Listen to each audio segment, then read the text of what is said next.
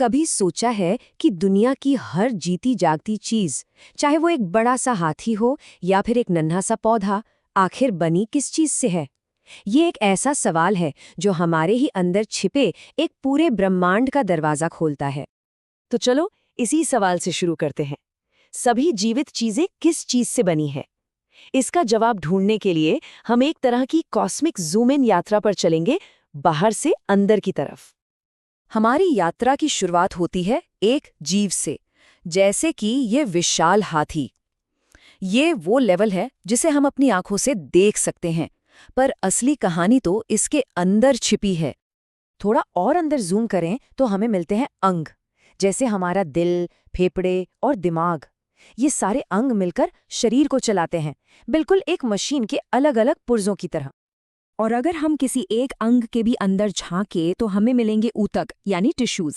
ये टिश्यूज एक जैसा काम करने वाली कोशिकाओं का एक ग्रुप होते हैं।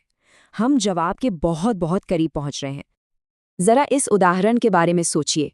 जैसे कोई बिल्डिंग हजारों ईंटों को जोड़कर बनती है, ठीक वैसे ही हर जीवित शरीर भी ऐसी ही छोटी छोटी बेसिक यूनिट से मिलकर बना है।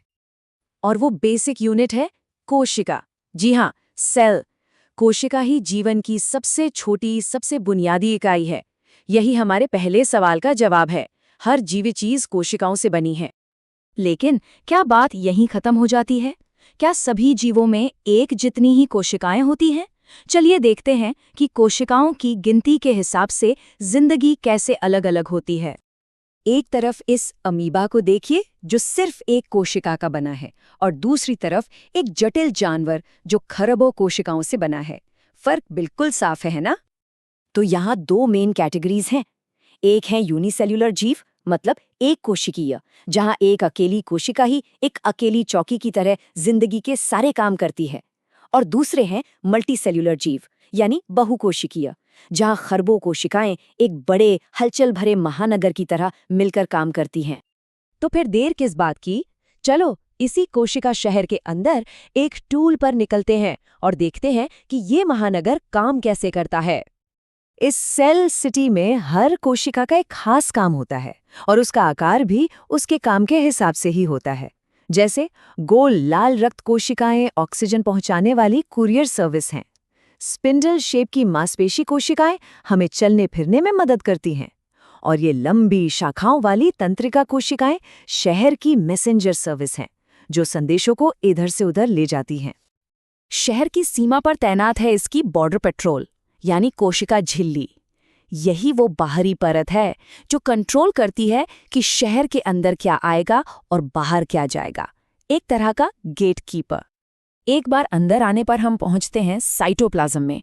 ये शहर का मेन ग्राउंड है, एक जेली जैसा पदार्थ जहां शहर की सारी हलचल होती है और सभी स्ट्रक्चर्स मौजूद होते हैं। और शहर के बीचों बीच है इसका सिटी हॉल, यानी केंद्रक या न्यूक्लियस। ये शहर का कंट्रोल सेंटर है जो शहर की हर एक गतिविधि को कंट्रोल करता है। इस सिटी हॉल के अंदर शहर के मास्टर ब्लूप्रिंट रखे हैं। मतलब न्यूक्लियस में होते हैं क्रोमोसोम्स, जो ब्लूप्रिंट की फाइलों की तरह है, और इन फाइलों पर लिखे होते हैं जीन्स जो खास निर्देश देते हैं। यहीं से पूरे शहर के लिए ऑर्डर जारी होते हैं। अच्छा, अब जब हमने एक शहर देख लिया है, तो चलिए कहानी को और मजेदार बनाते हैं। अब हम दो अलग-अलग तरह के शहरों की तुलना करेंगे। एक है पादप कोशिका और दूसरी जंतु कोशिका। जरा इन दोनों शहरों को एक साथ देखिए। पहले ही नजर में कुछ बड़े-बड़े अंतर दिखाई देते हैं, है ना? इनके बीच तीन मेन फर्क हैं। प्लांट सिटी यानी पादप कोशिका में एक मजबूत बाहरी दीवार होती है, जिसे कोशिका भित्ति कहते हैं। इसका अपना पावर सोर्स है क्लोरोप्लास्ट, जो सोलर पैनल की तरह काम करता है। और इसमें स्टोरेज के लिए एक बड़ी सी पानी की टंकी यानी वैक्यूल होती है। वहीं दूसरी ओर एनिमल टाउन में ये सब नहीं होता। ठीक है, तो सेल सिटी का टूर तो हो गया।